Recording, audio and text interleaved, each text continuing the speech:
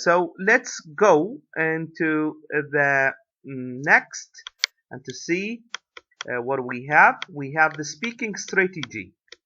What are the strategies that we should use when we go into the speaking, right? So the speaking strategy, I mean that giving instructions and giving of the instructions usually is spoken by the ones who have authority. For example, the doctors or the physicists, the physicians, or the let's say in this case we have the pharmacist. Okay, so read what the pharmacist said and put the expressions in bold into the correct column. The first one has been done for you. Yeah, don't take it just when you've got cough, because then it takes a little while to work. You need to take it before you cough. So in this instructions, okay, if you notice that here we have imperative sentences. We do have orders have been spoken by the chemist into the sometimes that the pharmacist warns, okay, don't take. Yeah, this is this is a warning with the function of warning. Okay, while the next one, you need to take it. Okay, need to, here it is, a marginal modal auxiliary, and you need to bear in mind that the modal auxiliaries, they include shall, should, may, might, can, could, will, and would. And we do have, in addition to that, ought to, have to, used to, need to. Okay, these are what the marginal modal auxiliaries. Sometimes we use them. Okay, and they are with the functions. Okay, so you need to take.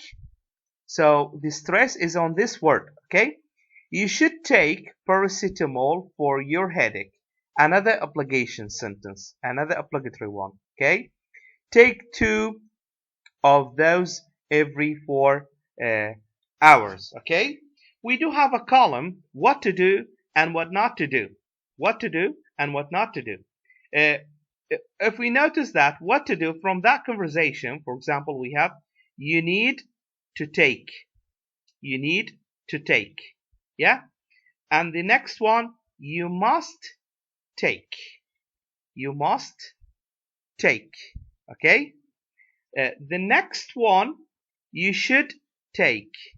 You should take. And then we have a word take. Simply take. Okay, while the list or the column with the not to do, what not to do, don't take. Okay, and this has already been answered. While the next one, you mustn't take. You mustn't take. And then you shouldn't take. We can notice that when we listen again to that conversation, and then we can notice the sentences, which are the one with the positive and with the negative pattern. Okay, as it is here in point 2, look at the audio script on page 92, and I have attached to you the audio script of this conversation to follow up, but you need to listen to that conversation more than one. Okay, and then you can follow up the audio script. Find 3 more expressions to add to the table. Okay, so you can add into this list. Okay, of what to do and what not to do. Right?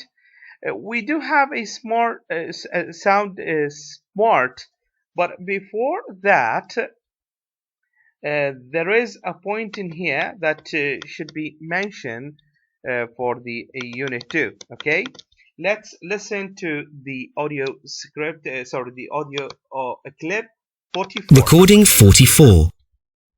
You need to take it before you cough. You should take paracetamol. Don't take it when you cough. You shouldn't take it for longer than that.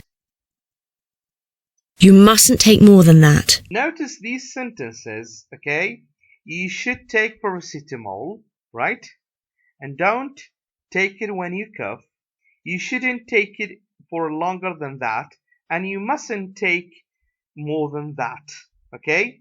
The main verb of taken here, okay, is stress, right? Is stress. So it means that in the sentence stress for the instructions and advice.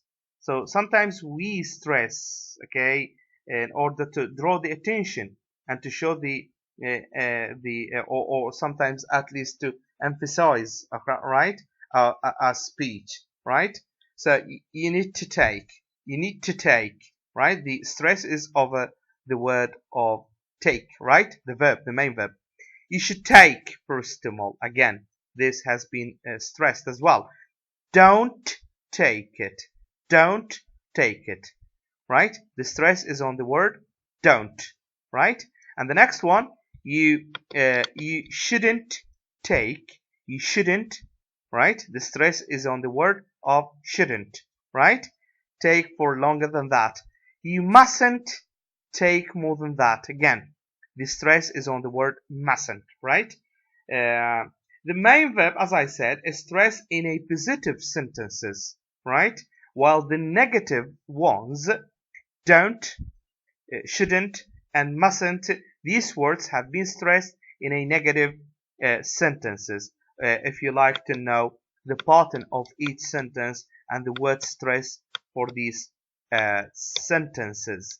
So you need to practice saying these sentences again and again, simply to know where the stress should be, right? And to practice on using these words. There is a point in here. It's a good idea to practice describing the situation and think about the people might ask you before you may have to say, for example, at the chemist's or post office or bank. So think about anything and then before you tell your sentence. Here we do have the speak up. Again, match the symptoms with the remedies. We need to match between the two. So the symptoms in here, and we do have sometimes we call them the remedies, right? Or medications, right? So the first one, if you notice, toothache, we do have a painkillers. The first one has been answered. While the second one, sore throat, we go into the lozenges, yeah. And the for the swollen knee, we usually get an ice to place an ice on the swollen knee. While for the sore eyes, we usually get what? Drops. Yeah, eye drops. While in the case of having a cough, we usually go and to take some cough mixture or syrup, right? Again, let's listen to the next script and to see what we have. Recording 45. All right. So listen to 6 people. Every single one will tell you what is wrong with him or her. Give them instructions using the expressions in speaking strategy. How will you speak that? Use different expressions each time to sound more helpful. You can say, "Oh no, hopefully it will be okay. They will help. It can help you, right? Don't worry." These kind of sentences, all right, can be possible. That possible answers. Notice here we do have, for example, in case of anyone getting to tell about the symptoms of getting a tooth ache, then or a sore throat for the for the sore throat. For example, you say, "Oh no, you need to take some lozenges. They will help," right? And for the case of having a swollen knee, you can say that you must put or place pieces of ice on it and it will be okay, right?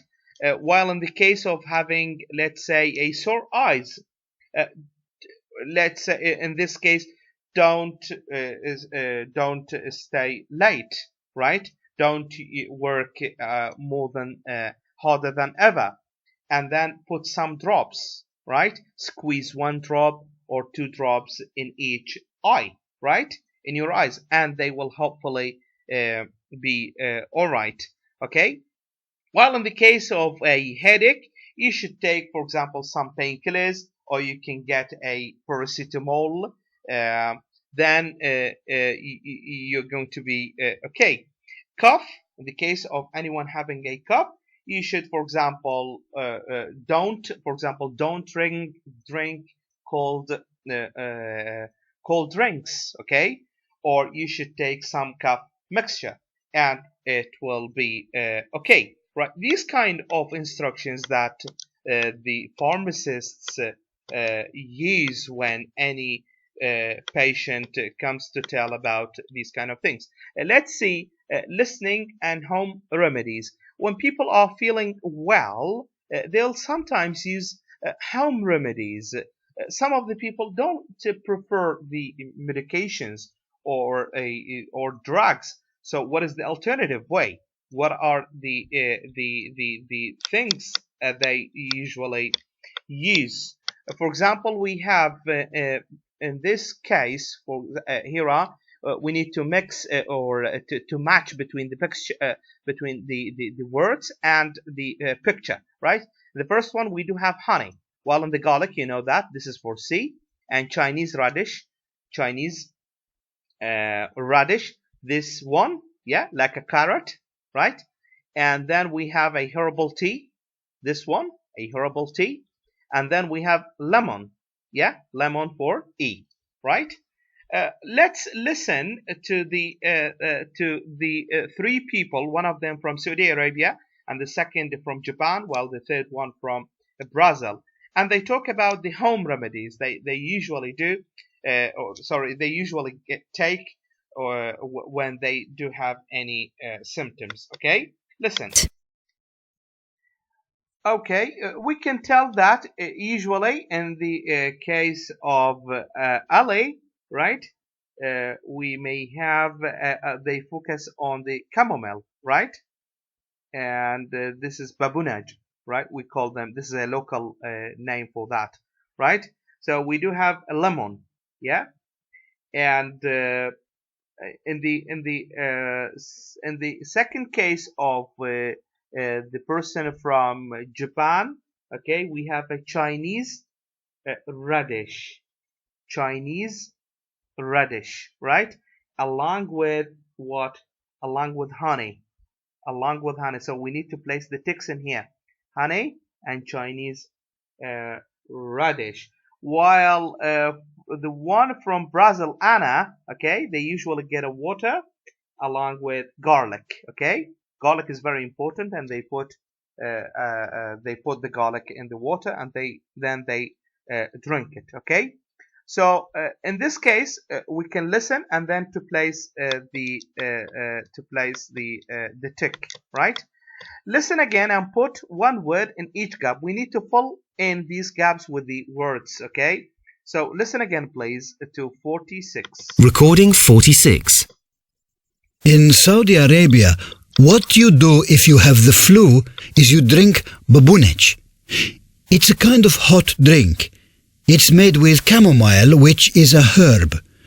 You drink it very hot, and sometimes you have it with lots of lemon. You get vitamin C from that.